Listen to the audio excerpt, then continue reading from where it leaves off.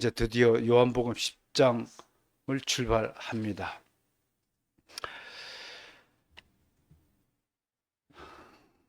제가요, 이렇게 우리 선조들의 행적을 보니까 참 요한복음 10장을 못 읽게 설교하신 분들이 너무 많더라고요.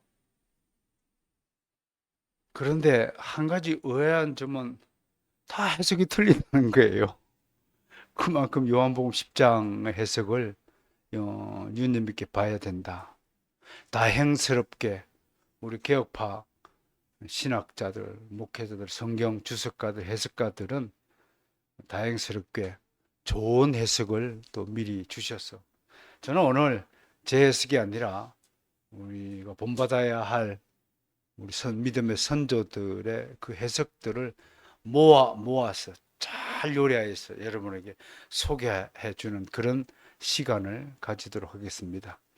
이 유튜브를 또 함께 시청하는 또 시청자분들도 오늘 이런 요한복음 10장의 설교를 참조 삼아서 더 이상 이상한 설교에 현혹되지 않고 바르게 진리를 해석하는 해독하는 그런 은혜의 시간이 되기를 주의 이름으로 축복합니다. 아무튼 요한복음 10장은 지금도 많은 설교자들과 그리스도인들로부터 사랑받는 말씀이다 라는 건 틀림없습니다. 주님은 우리의 선한 목자이시다. 우리는 그의 양이다. 이 상징적인 묘사는 모든 시대와 모든 국가와 문화권을 불문하고 지금까지 사랑받고 애용받고 있는 말씀입니다. 그림도 목자와 양 그림 얼마나 많이 그려져 있습니까? 물론 우리 개혁파는 뭐 그림 그런 형상을 나타내는 그림을 이렇게 인정하거나 존중하는 편은 아닙니다.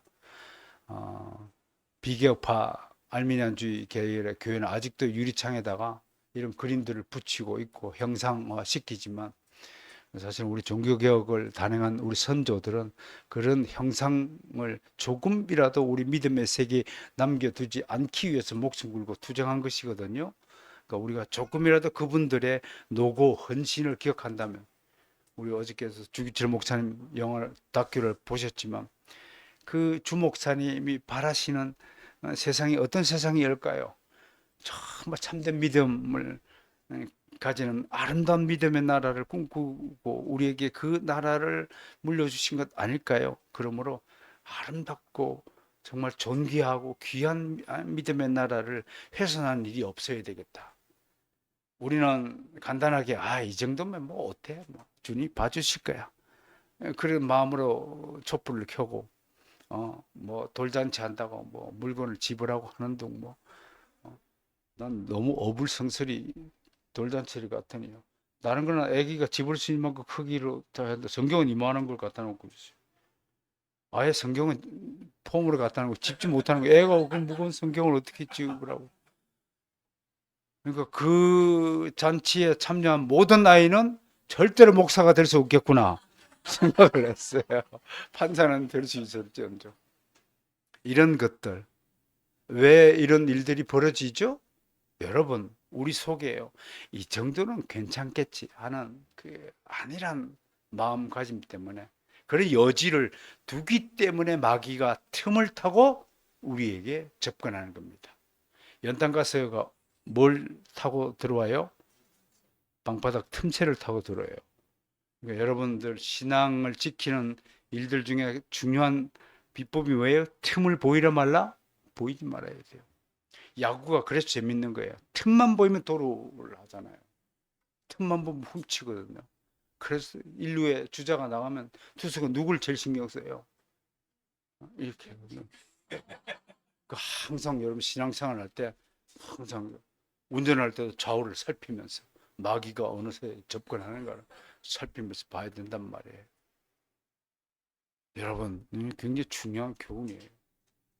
어떻든 오늘 이 10장의 바른 해석에 귀를 기울이시고 예? 다른 해석과 바른 해석의 차이가 무엇인가를 좀 알게 됐으면 좋겠습니다. 다행해서 특히 요한복음 10장의 이야기는 구약 성경의 수많은 말씀과 가장 잘 어울리는 말씀으로 또 우리에게 각인되고 있습니다. 시편 23편, 시편 100편, 이사야 40장 11절 말씀을 제가 대표적으로 소개했습니다. 함께 한번 읽어볼까요? 이건 23편은 어저께도 뭐 주광조 장로님도 다 암송하고 있는 것인데 바르선 개혁기 성도들이 이 정도로 암송이 되겠죠. 시작. 나의 먹자시니 내게 부족함이 없으리. 그가 나를 푸른 초장에 내시고 질만한 물가로인다 하시고 내 영혼을 소생시키고 자기 의를 위하여 의의 길로 인도하시는다. 여기 몇 개의 선물이 있어요. 여호와는 나의 목자시가 내가 부족함이 없다. 그렇죠? 뭐 풀 있는 곳 없는 곳 양들이 찾아가요. 목자가 인도해요. 우리는 그러니까 주님이 가라는데 가면 되는 거예요. 주님이 싫어하는 것 안 하면 되는 거예요. 그게 목자와 양의 관계에 주는 메시지죠. 근데 목자는 우리에게 먹을 꼴을 주기 위해서 푸른 초장으로 데려가는 거예요. 여러분 주님 안에 있으면요. 무엇을 먹을까 마실까 걱정하면 안 돼요. 걱정할 일이 없다는 사실을 이렇게 분명히 약속해요. 그 다음에 뭐예요? 쉴 만한 물가. 여러분 언제 여러분들이 가장 기분 좋나요? 열심히 일한 다음에 만약에 휴일이 없다면 어떻게 될까요? 오늘 터지고 말 거예요. 터지고 말 거예요. 휴식이 없는 사람은 브레이크 없는 자동차와 마찬가지다라고 생각을 한번 해보세요. 그러니까 우리에게 토요일이 있고 주일이 있는 것이 얼마나 행복한 건지 우리는 알게 되는 겁니다. 내 영혼을 세 번째 선물이 내 영혼을 소생시킨다. 누가요? 주님께서요. 여러분 중에 내 영혼을 자기 스스로 소생시킬 수 있다고 자신 있게 얘기할 수 있는 사람이 있습니까? 아무리 돈이 많은 부자라도 자기 영혼을 자기 생명의 연한을 누리거나 할 수 있는 사람은 아무도 없습니다. 마지막 네 번째 선물이 의의 길로 인도하십니다. 절대 우리는 사망의 죄에 이르는 죄를 범토록 성령께서 절대 용인하지 않으신다는 사실을 확인하셔야 됩니다. 그렇다고 성령께서 뭐 나를 죄짓지 않도록 하시니 나는 마음껏 살아야 되겠다 이런 방종주의를 말하는 게 아닙니다. 성령님께서 진정 우리에게 원하시는 것은 의의 길로 우리가 스스로 가야 한다는 것을 강조하는 것입니다. 그 다음 9절 읽어볼까요? 시작. 여호와가 우리 하나님이신 줄 너희는 알지어다. 그는 우리를 지으신 이요 우리는 그의 것이니 그의 백성이요 그의 기르시는 양이로다. 여기에 기르시는 양이라는 것을 밑줄 꺼보세요. 여러분 우리가요 인생을 살아가면서 내가 내 잘난 맛에 내 능력으로 사는 것 같죠? 안 그래요. 양이요 지가 잘 나가고 좋은 꼴을 먹고 물을 먹고 나무 그늘 밑에 쉬는 것 같죠? 절대 안 해요. 주님이 기르시니까 우리가 사는 거예요. 우리가 누구라고요? 주께서 기르시는 양이에요. 이 점을 명심하시고 주님이 우리를 길러주신다는 사실을 믿으시고 절대적으로 의지하고 믿으시길 바랍니다. 좋은 신앙 별거 아니에요. 좋은 신앙은 따라서 성경이 가라면 가고 성경이 멈추라면 멈춘다. 이게 굉장히 간단한 진리예요. 제가 받은 은혜 중에 하나가 그런 거예요. 제가 죄를 더 이상 짓지 않고 또 주님이 기분 나빠하시는 일에 가담치 않는 것은 성경을 연구하다 보면 성경이 하라는 대로 하면 되는 거예요. 하지 말라고 하지 않은 것은 안 하면 돼요. 그게 칼빈주의 핵심이에요. 술 마시지 말라 했어요, 안 했어요? 예? 그런 말 안 했어요. 그러면 루터파는 그런 말 안 했으니까 술 마셔도 된다라고 해석을 해요. 이게 인간 중심적 사고란 말이에요. 우리는 뭐예요? 그건 하지 말라, 하지 말아야 되는 거야. 굳이 언급할 필요가 없었으니까 하지 말아야 된다라고 해석하는 거예요. 도박하라. 얘기했어요. 도박하지 말라 얘기한 적이 있나요? 구체적으로 얘기하지 않지만 그것은 하나님의 뜻에서 너무나 명확하게 반대되는 것이기 때문에 하나님이 언급하지 않은 거예요. 근데 우리 인간은 어때요? 그 틈새를 보는 거예요. 하나님께서 요 정도는 봐주실 것이다. 요거는 직접적으로 언급하지 않았기 때문에 나에게 주어진 자유대로 내가 행사할 수 있는 권리가 있다. 이게 인본주의자의 특징이라는 사실을 우리는 알아야 됩니다. 어떻든요, 이사야 40장 11절은 그는 목자 양떼를 먹이시며 어린 양을 그의 팔로 모아 품에 안으시며 젖 먹이는 암컷들을 온순히 인도하시리로다. 우리 이제 300일째 된 선유가 여기 있어요. 저는 저 아이를 보면서 어린 진자를 바라보는 하나님의 마음을 읽어낼 수 있을 것 같아요.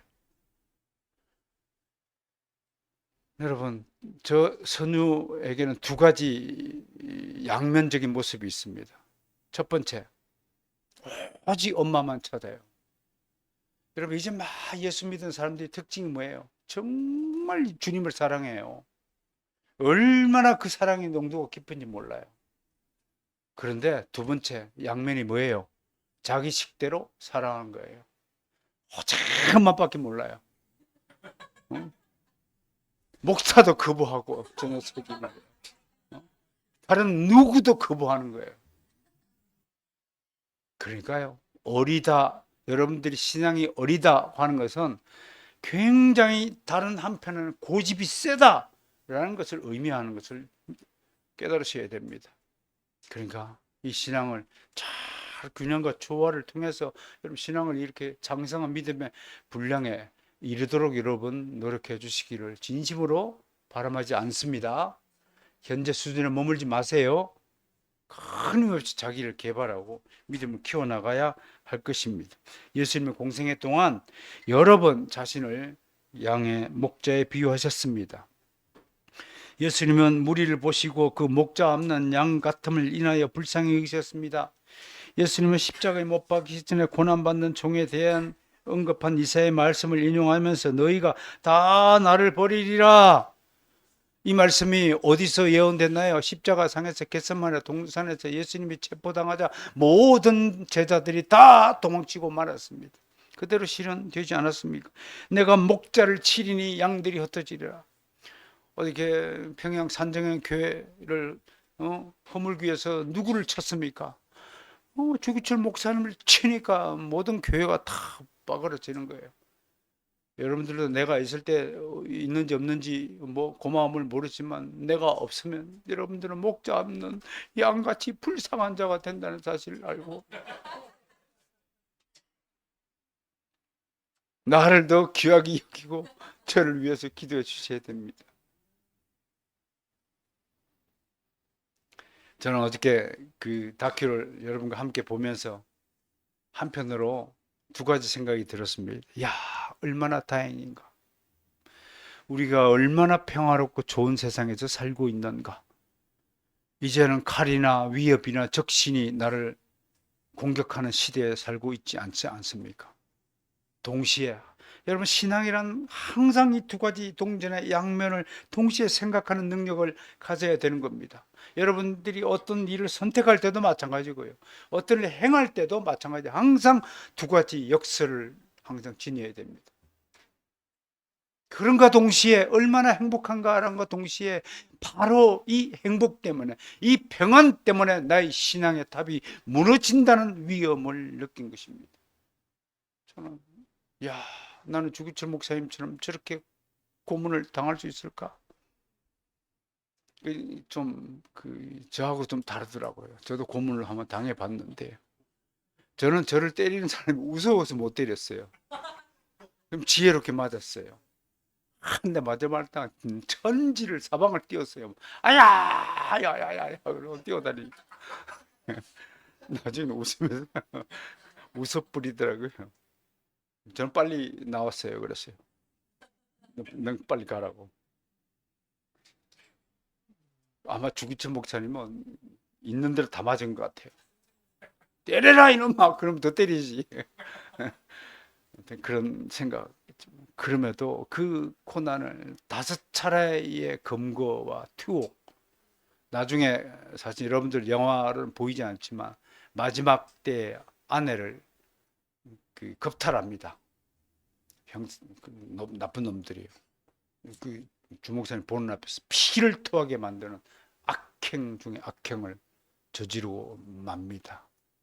근데 사람들이 얼마나 못됐냐면, 여러분, 그건 거룩한 고난이잖아요. 사모님도 정말 하나님 나라의 의를 위해서 당하신 거잖아요. 나중에 근데 여자의 몸이 더럽혀졌다는 이유만으로 많은 사람들이 사모님을 수근수근대고, 그런 나쁜 기질이 우리 가운데 있다는 사실을 여러분 잊지 마셔야 되는 겁니다. 우리가 얼마나 더러운 존재인가를 인정해야 됩니다. 얼마나 다른 사람을 험담하고 비판하고 비난하고 정죄하고 정오하고 미워하는 존재인가를, 우리 그런 것들을 봐야 합니다. 아무튼 목자 없는 양보다 불쌍한 존재는 없다고 할 것입니다. 예수님뿐만 아닙니다. 예수님의 제자들인 사도들도 늘 예수님을 목자로 비유하였죠. 히브리서 기자는 예수님을 큰 목자다, 베드로는 양머리를 맡은 사람들에게 예수님이 목자장이라고 말했습니다. 이렇게 예수님을 목자로 비유한 주제는 성경 전체를 통해 광범위하게 사용되고 있습니다. 그 중에서 요한복음 10장은 모든 목자의 주제를 집약하고 정리한 중심 말씀이 되고도 남습니다. 그러나 요한복음 10장을 제대로 해석하는 일이 쉽지 않습니다. 매우 다양한 해석이 존재합니다. 제가 몇 가지 사례를 드러났습니다. 양우리가 무엇인가? 세상인가? 교회인가? 하늘인가? 등등 여러 가지 해석이 있고요. 양을 어떤 사람은 모든 인류라고 말하고, 어떤 사람은 단지 유대인이라고 말합니다. 또 문지기는 누구인가? 도적들은 누구를 가르치는가? 절도와 강도의 차이는 뭔가? 또 어떻게 예수님이 목자도 되고 양우리의 문도 될 수 있는가? 등등 여러 가지 의문들이 포함되어 있습니다. 이에 대해서 요한복음 강해 설교로 유명한 제임스 몽고웰리 보이스 목사님은 해석에서 가장 큰 실수는 이 이야기를 문맥에 비추어 보지 못하기 때문에 발생하는 것이라고 말합니다. 이 이야기의 문맥을 제대로 이해하기 위해서는 반드시 9장 앞에 있는 9장 날 때부터 맹인된 자의 이야기에 연속되어져 있는 이야기라는 사실을 반드시 염두하고 들어야 한다는 것입니다. 10장의 이야기는 9장 끝에서 바리새인들에 대해 논평하신 말씀 직후에 이어지는 말씀입니다. 9장 마지막 끝이 뭔가요? 9장 마지막 9절 찾아보십시다. 9장의 마지막에 뭐라고 해요? 바리새인들 보고 누가 맹인이라고요?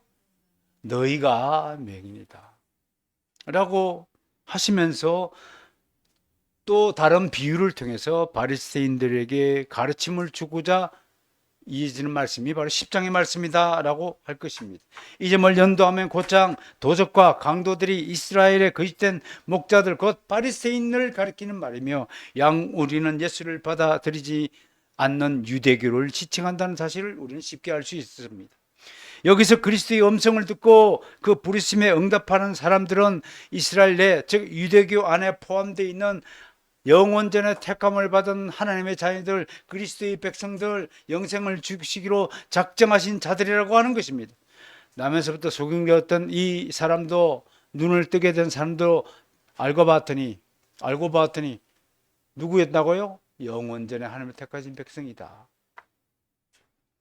유명한 일화가 있어요. 제가 여기 소개하지는 않지만, 십자가의 문을 열 때는 내가 내 의지를 여는 겁니다. 누구든지. 그래서 내가 믿은 것 같아요. 내 자유의지로, 내 결정권으로 십자가의 문을 여는 것 같아요. 십자가 문 앞에 이렇게 초청되어 있어요. 누구든지 이 문을 열고 들어오는 자가 구원을 받는다. 초청의 글이 있으니까 그 초청에 따라서 내가 문을 열고 들어갔더니, 문을 닫고 돌아봤더니 뒷면에 이렇게 되어 있어요.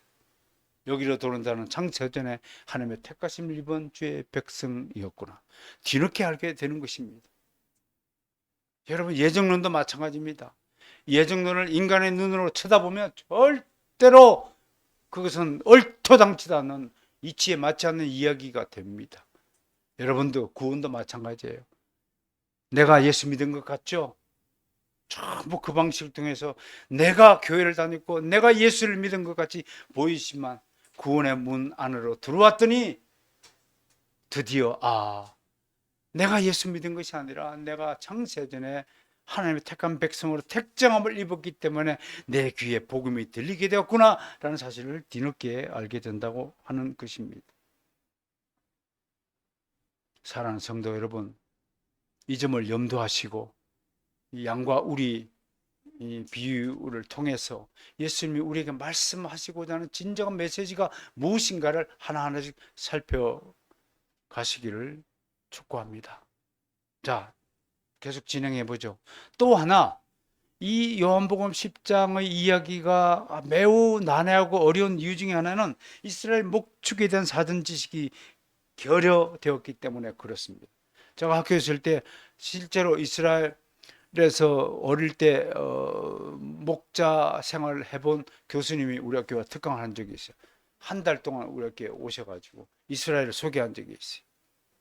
그러면서 그때 그분 어로부터 저는 목축을 해보지 않았지만 양을 키우는 일이 얼마나 힘들고 험악한 일이고 특히 양이 또 얼마나 더러운 족속인지 그때 알았습니다. 몸에 이가 막 들끓고요. 무엇보다도요, 지독하게 말을 안 듣는데요. 그래서 그 교수가 이렇게 물었습니다. 여러분, 이스라엘 목자의 갈고리가 지팡이가 왜 이렇게 고리형으로 만드는지 아세요?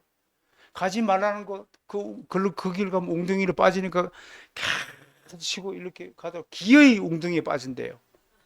기어이 웅덩이에 빠져보는 경험을 해야 직성이 풀리는 족속인 거예요, 양이요. 그래서 자기 의의를 어느 정도 좀 내려놓는 훈련을 해야 돼요. 그래서 웅덩이에 빠진 양을 구출하기 위해서 몸에 감기 위해서 지팡이가 그렇게 생겼다고 하는 거예요. 그리고 잠시만 한눈 팔자네 목자가요. 그러면 딴 길로 간대요. 그리고 시력이요. 0.1 수준도 안 된답니다. 양들이요. 앞을 못 본대요. 멀리 못 본대요. 딱 앞에만 목자 신발만 보고 쫓아온대요. 그 정도로 양이 힘든 존재라고 하더라고요.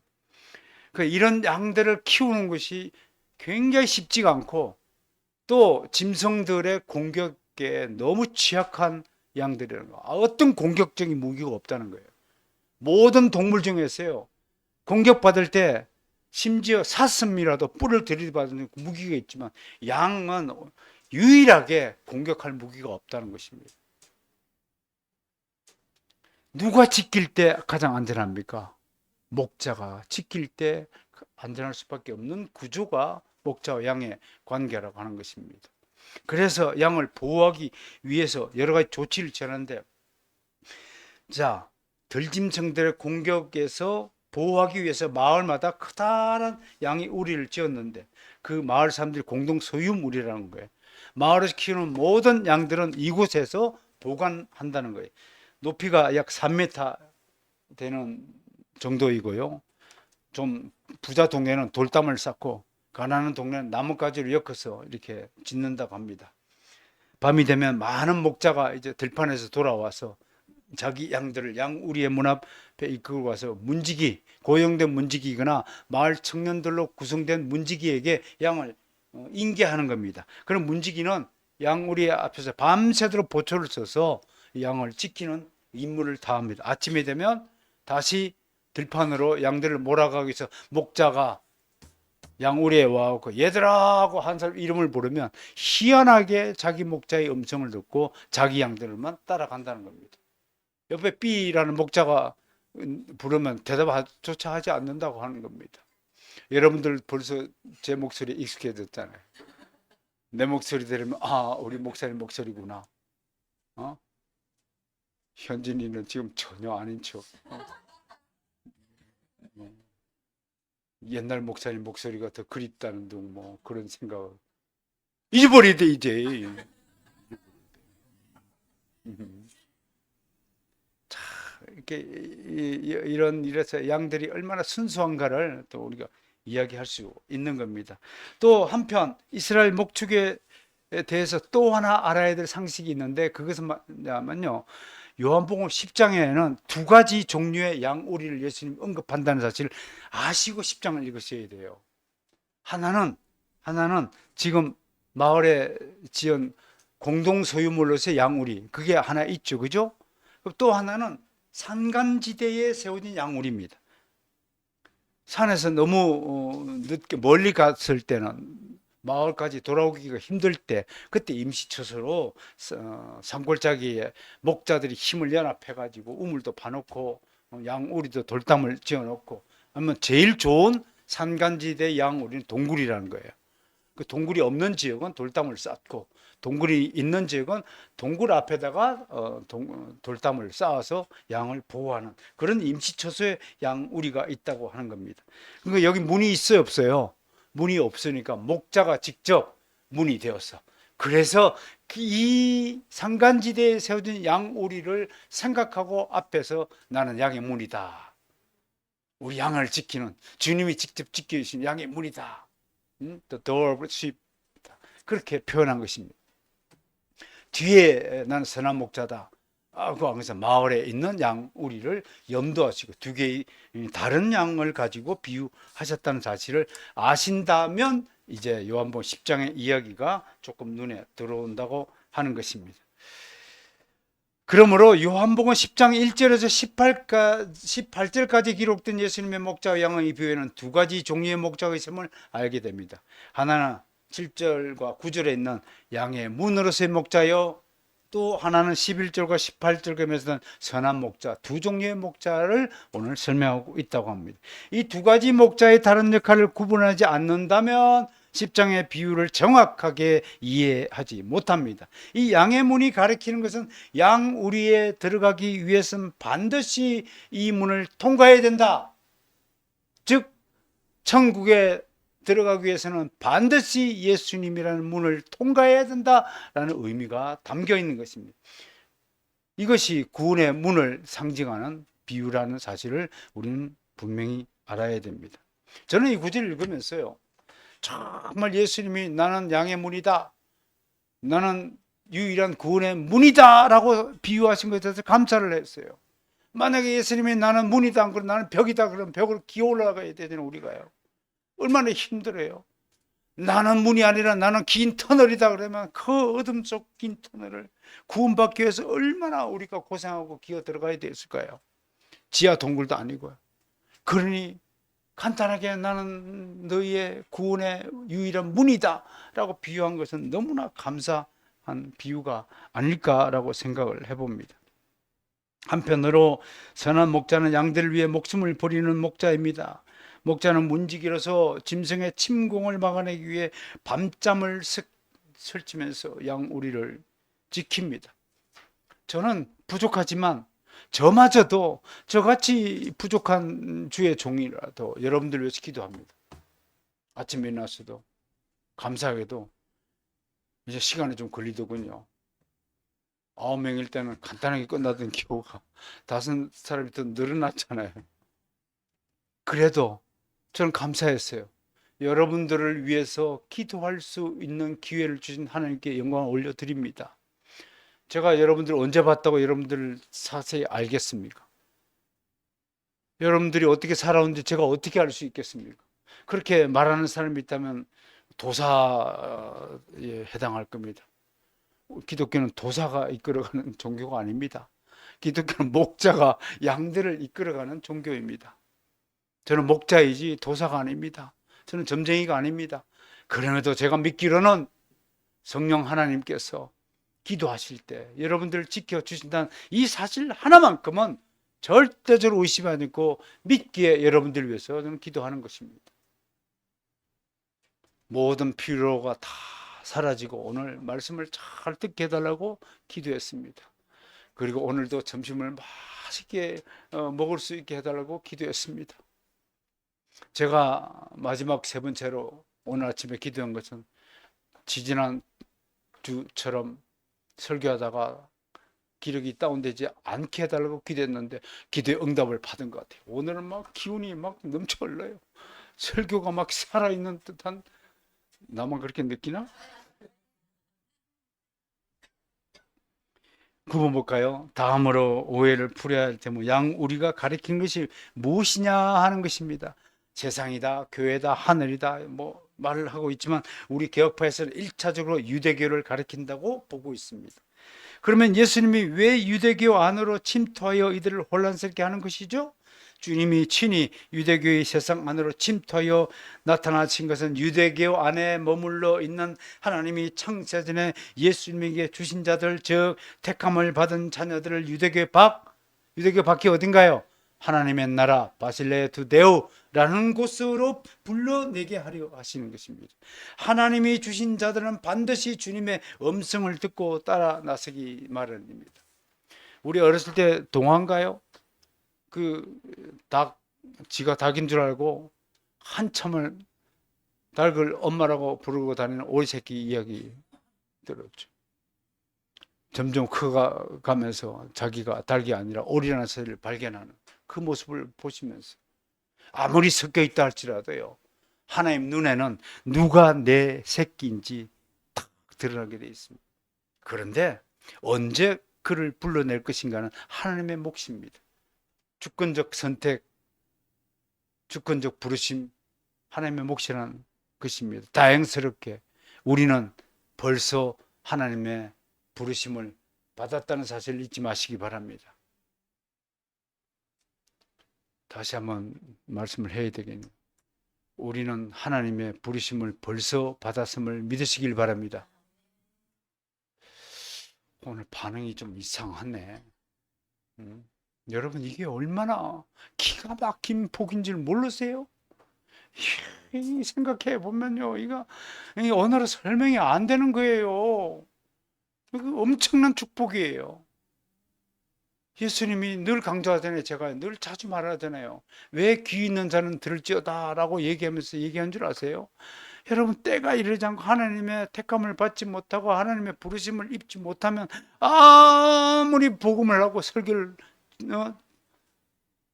수십 편, 수백 편, 수천 번을 듣는다 할때도 귀가 열리지 않으면 그냥 졸리기만 한 거예요. 우리 가운데 그런 사람은 없겠지만 많은 교회에 가보면요, 꼭 그런 분들이 눈에 띄는 걸 어떻게 합니까? 항상 저희가 무엇을 얘기하나 라고, 어떤 잘못이 있을까 하고. 얼마 전에 실제로 일어난 일입니다. 수원에 있는 어떤 교회에서 한 청년이 설교를 듣다가 목사님이 설교하는 것을 챗 GPT에 넣어가지고 검열하고 있더랍니다. 그래요.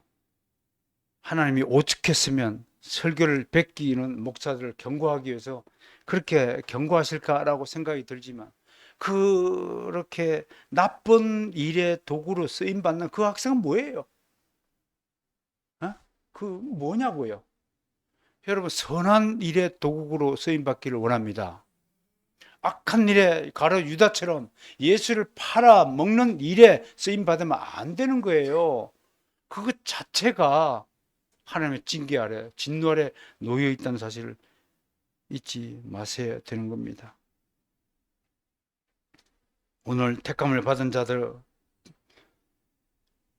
유대교 안에 있으면서 자기가 하나님의 자녀인데도 자녀인 줄 모르고 유대교 안에 머물러 있는 사람들을 하나님이 불쌍히 여기셔서 예수님을 보내셔서 그들을 유대교 바깥 세상으로 불러내기 위해서 오늘 이런 일을 하고 계시다는 사실을 잊지 말아야 됩니다. 또 주님은 하나의 양 우리만 언급하지 않고 다른 우리에서 양들도 불러내실 것이라고 말씀하셨습니다. 그리하여 각각의 우리에서 불러낸 양떼를 더 큰 양떼, 이걸 교회라고 하고요. 여러분, 교회가 헬라어로 뭐죠? 에클레시아. 에크란 거 바깥으로 불러내다는 거, 바깥으로 콜아웃하다, 이게 에클레시아의 뜻입니다.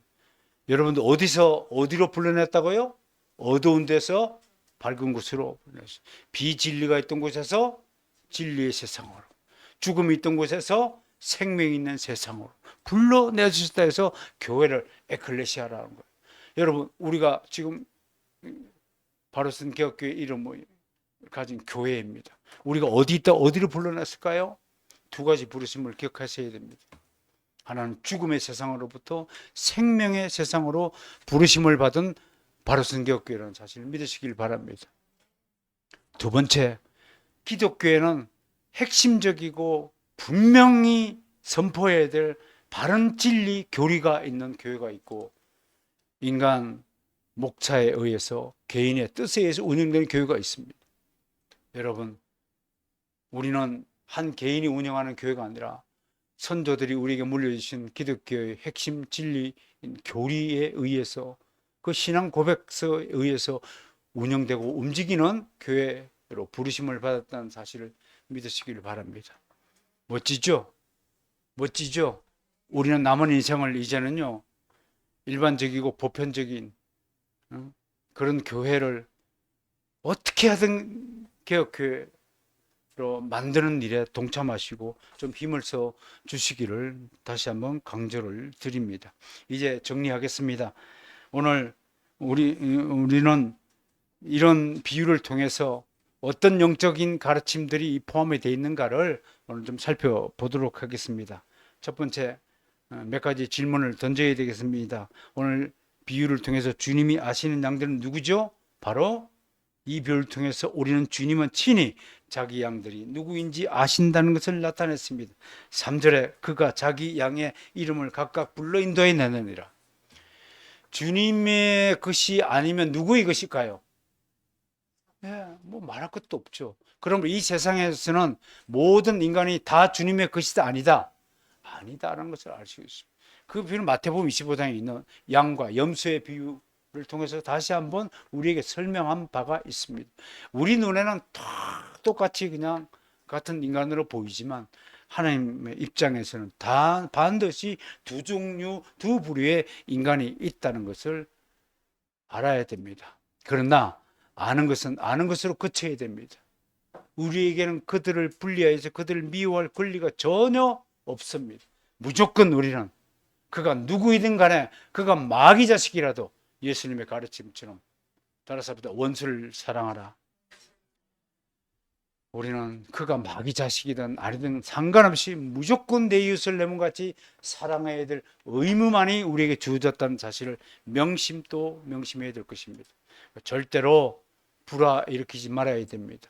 이웃을 미워하지 말아야 됩니다. 우리 교회 앞에 차 세웠다고 막 성질내고 싸우지 말아야 됩니다. 참읍시다. 그들이 어떤 짓을 하더라도 참고 또 선량한 마음으로 선대하며 좋은 말로 권면하는 그런 인격을 가져야 될 것입니다. 14절에서도요, 나는 선한 목자라 내가 내 양을 알고 양도 나를 아는 것이라고 이야기했습니다. 다음에 달 10장 19절에 그 이유가 있습니다. 왜 내 양을 안다고 했을까요? 아버지께서 예수님에게 주신 양들이기 때문에 그렇다고 하는 것입니다.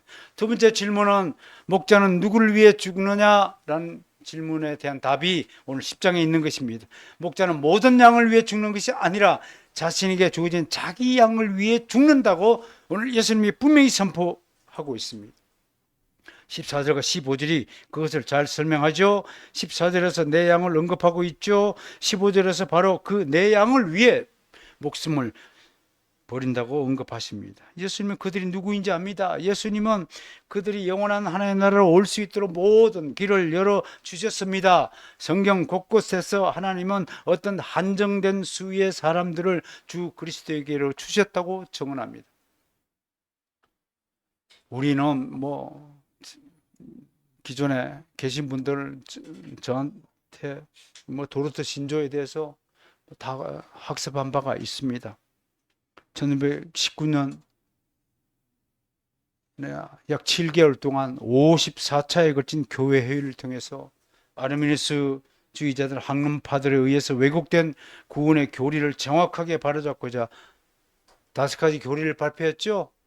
그 머리 글자를 끝자서 뭐라고 한다고요? 튤립이라고요. 영어로 한번 해볼까요? T는 뭐죠? 전적 타락. U는 뭐죠? U는 뭐죠?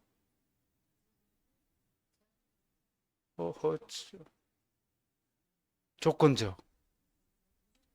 무조건적, 그 다음에 L은 리미티드, 제한 속죄, I는 irresistible grace, 불가항력 능력, P는 perseverance of saint, 성도의 견인, 보존.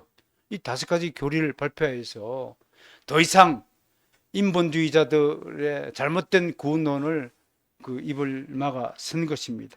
이들 중에서 가장 큰 문제가 이들은 모든 인류가 다 구원받을 수 있다.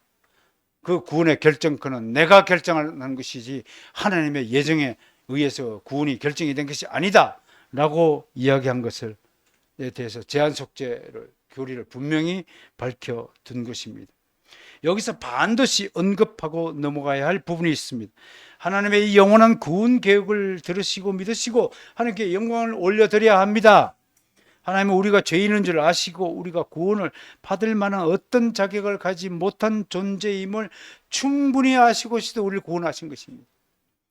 당신이 영원전에 구원하기로 택하셨던 그 스스로의 언약 때문에 우리를 구원하신 것입니다. 우리가 하나님대로 나 구원해 주세요 라고 부탁한 적이 한 번도 없어요. 우리는요.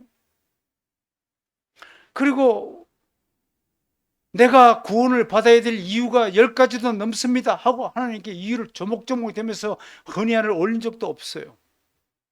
우리는 내가 구원받아야 될 대상인지조차도 알지 못하던 죄인 중에 죄인이었습니다. 심지어 내가 죄인이라는 사실조차도 알지 못한 사람이었습니다. 나는 오로지 하나님에 의하면 죽음의 형벌을 받고 영원토록 지옥에서 고통을 당해야 될 만큼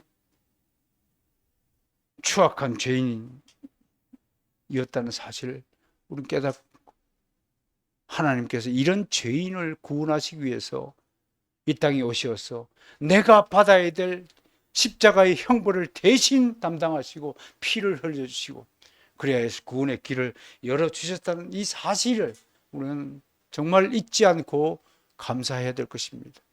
제가 한 구절 소개하죠. 이 감동에 대해서 사도 바울의 가장 멋진 구절이 뭘까? 제 딴에는 로마서 5장 6절 8절입니다. 시작. 우리가 아직 연약할 때 기약대로 그리스도께서 경건하지 않은 자를 위하여 죽으셨다. 의인을 위하여 죽는 자가 쉽지 않고 선인을 위하여 용감히 죽는 자가 혹 있거니와 우리가 아직 죄인 되었을 때 그리스도께서 우리를 위하여 죽으심으로 하나님께서 우리에 대한 자기의 사랑을 확정하셨습니다. 사도 요한의 제자 속사도 폴리카비 84세에 십자가에 달려 화형을 당했습니다. 그때 담당 로마 총독이 다가와서 지금이라도 주 예수 그리스도를 부인한다면 내가 살려주고 널 영화롭게 하겠다. 너희 가족들 전부 부귀영화를 누리도록 해주겠다라고 추악할 때 폴리카비 뭐라고 고백했습니까? 나의 주인 되시는 예수 그리스도는 나를 한 번도 84년 동안 나를 배반하지 않았는데 내가 어떻게 나의 주님을 배반할 수 있을까? 그 말이 어저께 주기철 목사님 입에서 그대로 나왔음을 여러분 들었을 겁니다. 사랑하는 성도 여러분, 우린 죄인이었습니다. 그리스도께서 왜 죽으셨습니까? 나 때문에 죽으셨습니다. 나 구원하고자 죽으셨습니다. 물에 빠진 자를 실컷 살려놓고 본인은 희생하셨습니다. 이것은 불변의 위대한 진리입니다. 그리스도께서 우리를 알지 못하고 지금도 알지 못한다면, 그래서 모든 구원을 우리 손에 맡겨주신다면, 우리의 판단과 선택과 결정에 맡기신다면, 만약 그러한 일이 가능하다 해도 인간에겐 천국을 가는 길을 개척하거나 천국이 어디인지도 모르는 작자가 어떻게 천국에 간단 말입니까? 어떻게 자기 이성적 능력으로 천국을 알 수 있단 말입니까? 천국을 어떻게 가는 겁니까? 예수 그리스도가 십자가의 길을 통하여 구원의 길을 닦아두지 않고 개척해 두지 않았다면 그 누구도 천국으로 가는 길이 어떤 길이라고 말할 수 있는 능력을 가진 존재는 한 사람도 없었을 것입니다. 그래도 우길 겁니까? 그래도 내가 예수 믿고 내가 천국 갈 수 있다라고 우길 거냐고요? 그런 일은 있을 수 없습니다. 천국이 어디 있습니까? 지옥이 어디 있습니까? 사랑하는 성도 여러분, 우리가 얼마나 감격해야 될 부분, 얼마나 감사하며 살아가야 될 부분인가 생각해야 됩니다. 우리는 완전히 타락한 존재였습니다. 안토니 후크마라는 유명한 개혁파 조직신학자가 이에 대해서 멋진 비유를 들어서 우리를 가르쳤습니다. 너희가 어떤 상태냐? 너희가 새라고 쳐보자. 새는 반드시 날개가 달려있다. 날개의 목적이 뭐냐? 땅에서 솟구쳐서 하늘을 날기 위해서 날개가 필요한데, 너는 날개는 달려있으나 날지 못하는 날개를 가진 것이다. 인간의 모습은 하고 있으나 영적으로는 완전히 죽은 존재라는 사실을 잊지 말아야 된다 라고 우리에게 설파했습니다. 우리가 예수 그리스도를 만나기 전에, 예수 그리스도로부터 구원받기 전에 어떤 존재였는가에 대한 명확한 지식과 솔직한 신앙 고백을 하나님께 해드리는 것이 마땅한 것입니다. 세 번째 질문은 주님이 왜 죽으십니까? 한마디로 우리를 사랑하기 때문에 죽으시는 것입니다. 저 엄마가 저 어린아이를 왜 키웁니까? 사랑하기 때문에 키우는 겁니다. 사랑하지 않으면 그냥 미워하는 겁니다. 미워하는 사람은요, 얼굴 표정부터 말투부터 틀린 겁니다. 말에 따뜻함이 없는 거예요. 시어머니가 며느리를 부를 때 하고 친정엄마가 자기 딸을 부를 때 어투가 완전히 틀린 거예요. 시어머니는 며느라 뭐 감정 없이 부르는 거예요. 친정엄마는 딸을 어떻게 불러요? 아이고 사랑하는 딸아. 그게 벌써 틀린 거예요. 아무리 입으로 사랑한다 그러다 평소에 하는 것 보면 사랑하는지 아는지 다 아는 거예요. 하나님뿐만 아니라 주변 사람이 다 아는 거예요. 그러니 여러분, 정말 사랑하는 마음을 잃지 않기를 원합니다. 우리 가족들만이라도 사랑합시다. 큰언니를 중심으로 여자들은 똘똘 뭉치고 사랑하시고, 저를 중심으로 남자들은 우애를 다지시고, 정말 사랑해야 됩니다. 사랑이 아니고는 아무것도 아닙니다. 사랑할 수 없는 사람은, 조금이라도 속에 미움과 정오와 진노와 분노를 갖고 있는 사람은 절대로 천국 못 갑니다. 천국에는 자동 센서가 있대요. 사랑 센서가 달려있대요. 들어가면 정말 사랑의 열매가 맺은 사람은 들어가지만 삐리삐리 하면 틀린 거예요. 벌써 미워 센서가 미워 명심하셔야 됩니다. 사랑 별거 아니에요. 인사합시다. 여러분 주변 돌아봅시다. 다 함께 돌아오면서 정말 사랑합니다 고백합시다. 네. 이렇게 얘기합시다. 지금까지는 진짜 사랑하지 못했지만 앞으로 좀에 더 사랑하겠습니다. 여러분, 그런 아름다운 바로선 가족들이, 믿음의 가족들이 되어주길 바랍니다. 여기서 안다라는 말이 히브리어로 야다예요. 야다란 말은요, 부부간에 진짜 진실한 사랑을 나눌 때 쓰는 단어를 야다라고 그래요. 하나님이 우리를 안다 할 때 히브리어는 반드시 야다라는 단어를 사용했는데, 그 야다라는 단어는 지극히 사랑한다는 뜻과 동일한 사실입니다. 목자 되신 우리 주님은 양들을 야다하신다라고 오늘 고백했습니다. 그 야다가 지극한 사랑의 마음이 담겨있는 단어라는 것을 한번 참고적으로 소개합니다. 반면에 맨 밑에 줄 보세요. 주님은 누구 이름은 부르지 않죠? 바리새인의 이름은 부르지 않습니다.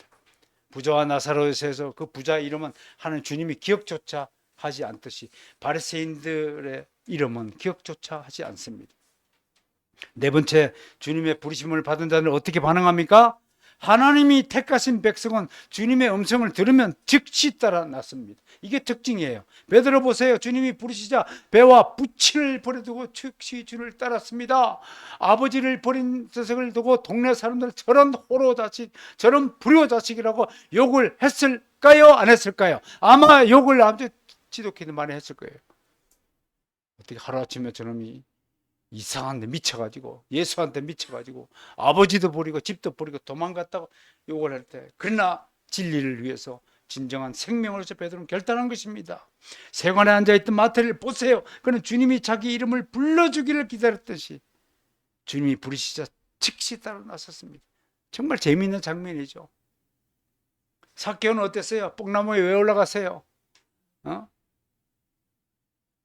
주님이 어떤 분인지 멀리서 쳐다보기 위해서 뽕나무 올라갔을 때, 삭개오야, 내가 오늘 너 집에 머물러야 되겠다. 그 말 한마디 듣고 바로 따라왔습니다. 전도자 빌립도 즉 주님을 따랐습니다. 사도 바울은 이렇게 증언합니다.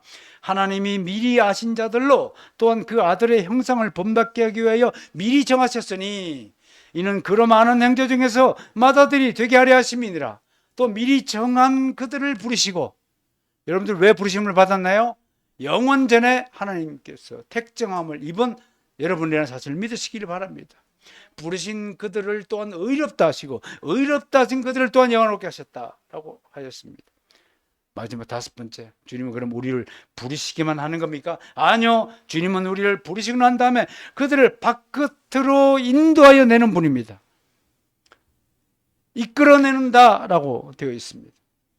목자들은 밤에 양들을 양우리에 맡기고 각자 집으로 돌아가 쉬죠. 그리고 아침에 되면 다시 양우리를 찾아와 자기 양들의 이름을 부릅니다. 그런 다음에 양들을 자기 품 안으로 모아 새로운 목초지를 향해 떠납니다. 새로운 목초지를 향해 떠난다. 이걸 기억해야 됩니다. 항상 주님은 우리에게 더 좋은, 더 나은 행복의 장소로 우리를 이끌어 가십니다. 이것을 더 나은 곳이 축복이라고 얘기하는 겁니다. 나는 사랑하는 여러분이 이번 주보다도 다음 주 더 큰 복을 받아 누리기를 원합니다. 반드시 그리 될 줄 믿고 성삼위 하나님의 이름으로 선포합니다. 복된 자리가 될 것입니다.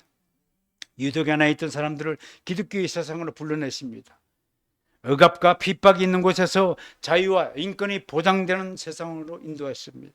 공산주의 세상에서 자유민주주의 세상으로 탈피하도록 돕습니다.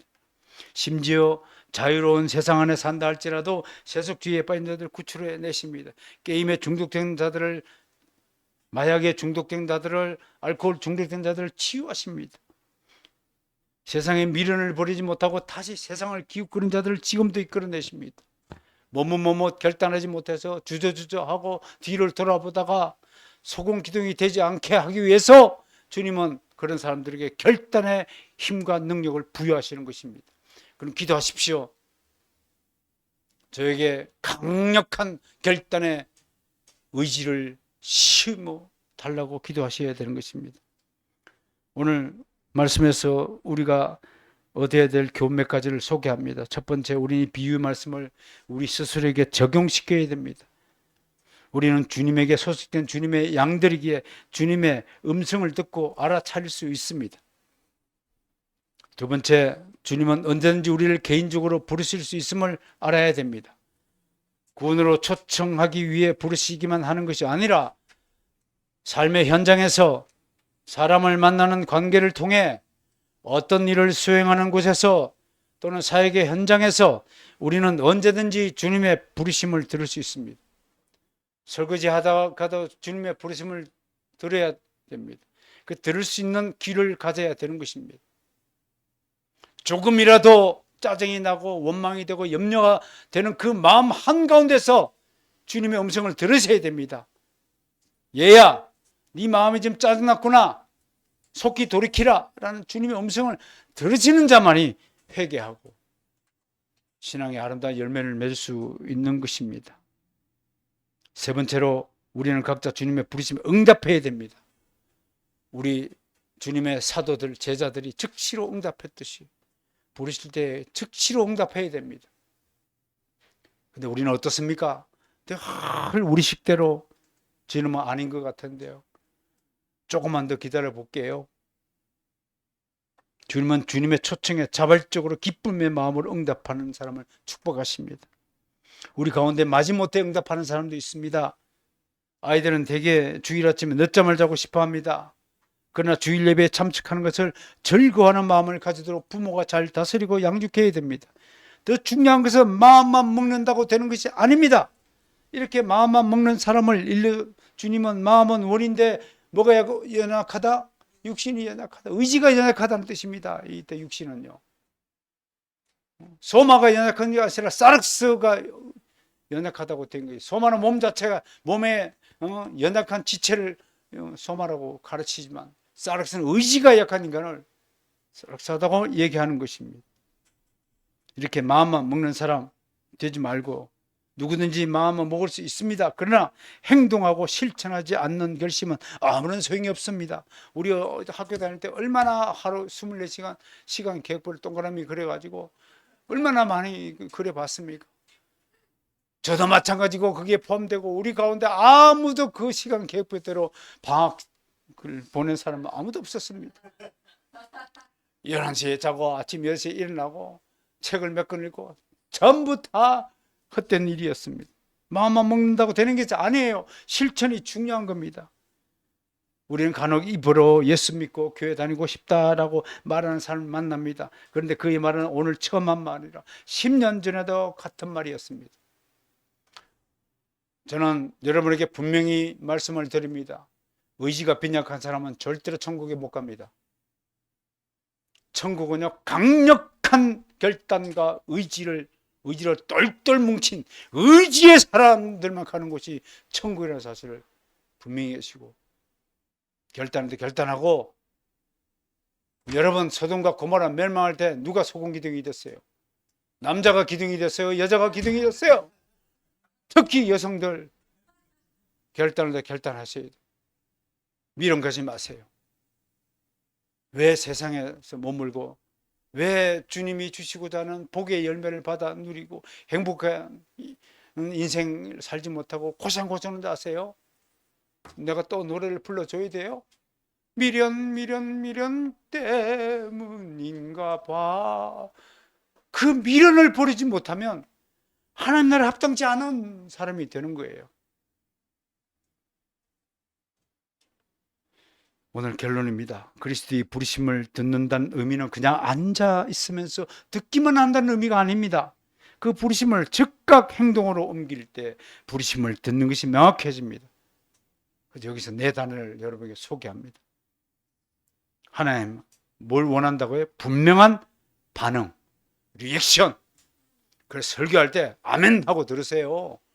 너무 자주 어떤 곳에 갔더니 앞에서 어떤 분이 말끝마다 아멘, 아멘, 아멘. 그래서 설교를 방해하는데 감동이 낼 때만 아멘 하시고 나머지 속으로 감사합니다, 아멘.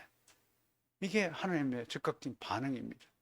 그래서 가끔 제가 기운을 잃어난다 싶으면 설교자의 이 힘을 돋우기 위해서 아멘 하고 크게 좀 해주시면 제가 정신을 바짝 차리고 또 열심히 할 거 아닙니까? 설교를 하는데 이렇게 있으면 완전히 기운이 빠지는 거죠. 그러시면 아니 되는 겁니다. 반응. 두 번째, 믿는 대로 고백하는 여러분이 되기를 바랍니다. 그래서 신앙 고백서를 만들어 주신 겁니다. 이 신앙 고백이 왜 중요하냐면 하나님께서 정말 원하시는 것이 뭐냐면 우리의 신앙 고백인데, 그 신앙 고백이 뭐냐면 I love you랍니다. I love you입니다.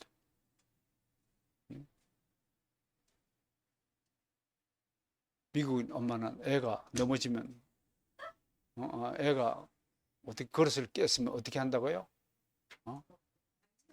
Are you okay? Don't worry. I love you. 그렇게 말하는데 우리 엄마는 어떻게 해야 돼요? 뭐단 뒤 남겨두냐? 닭개부제? 그런다고. 여러분, 사랑 고백을 하나님은 지금도 듣고 싶어 하십니다. 하나님 따라서 하나님 사랑합니다. 이게 우리 선조들이 만드는 신앙 고백이에요. 그런데 하나님을 사랑하는데 어떤 사랑을 하는지, 또 어떻게 사랑해야 될지, 어떻게 하나님의 사랑을 증언해야 될지를 낱낱하게 잘 풀어서 모아둔 교리가 바로 신앙 고백서라고 합니다. 그중 우리에게 가장 귀한 신앙 고백서가 뭐냐면 1646년도에 발표된 웨스트민스터 신앙 고백서 33장으로 된 그 신앙 고백서가 가장 진리를, 우리의 사랑 고백을 압축시키는 가장 아름다운 사랑 고백서이기 때문에 우리가 소중히 하는 겁니다. 지금도 모든 장로교회 목사들은 목사 되기 전에 나는 웨스트민스터 신앙 고백서를 믿고 웨스트민스터 신앙 고백서가 가르치는 대로 준수하고 따를 것을 생각합니다 라고 맹세하고 목사가 된다고 하는 것입니다. 그 다음에 태도. 세 번째 태도입니다. 하나님 앞에 정말 아름다운 신앙의 모습이 뭘까요? 아름다운 태도입니다. 하나님이 가장 원하시는 가장 아름다운 태도가 뭘까요? 무릎 꿇은 자의 모습입니다. 아침마다 무릎 꿇읍시다. 따라서 일어나자마자 무릎 꿇고 기도하자. 대단한 기도를 하자고 제가 부탁드리는 거 아니에요. 하나님, 지난번에도 하나님 은혜로 잘 잤습니다. 피곤이 싹 풀어졌네요. 오늘도 할 일 이런 게 있고 보고하십시오.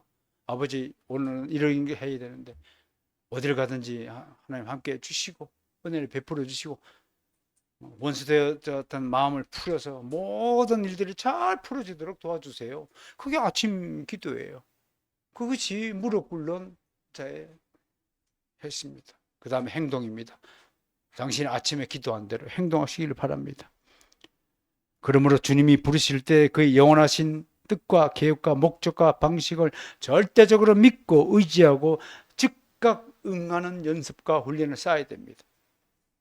이제 잘 아시겠죠? 목사가 부르면 네 하고 바로 답변하십시오. 누구처럼 몇 번을 불러도 대답 안 하는 사람이지. 불러도 대답 없는 이름이요. 그럼 다른 사람 미치게 만드는 겁니다. 부르면 즉각적으로 하나님이 우리 부르시면 예, 제가 여기 있나이다. 뭐라고 가르쳤죠? 히브리어로 힌넨 I'm here. 한준아, 그럼 네. 좀 이따 오더라도 대답은 네. 아시겠죠? 엄마가 불러도 네, 엄마. 잘 안 하지? 엄마가 부를 때 일어나라 그러면 바로 일어나? 말은 네 그래 놓고 더 자더라도 말은 네 일어나겠습니다. 그러고 더 자. 그러면 또 이쁘다고. 참 대답이요. 이 예스가 얼마나 중요한지 모릅니다. 그리스도의 부르심에 더디 응답하는 실수를 범하지 말아야 됩니다. 마지막으로 나에게 지금 원하시는 주님의 뜻이 무엇인가를 깨달았다면 실천해야 됩니다. 하나님은 지금까지 이런 순종을 행하는 성도를 축복하지 않은 적이 단 한 번도 없음을 기억해야 됩니다. 순종하심으로 이번 주 하늘에서 간 모든 축복을 받아 누리는 아름다운 성도가 되시기를 주님으로 축복합니다. 하나님 감사합니다.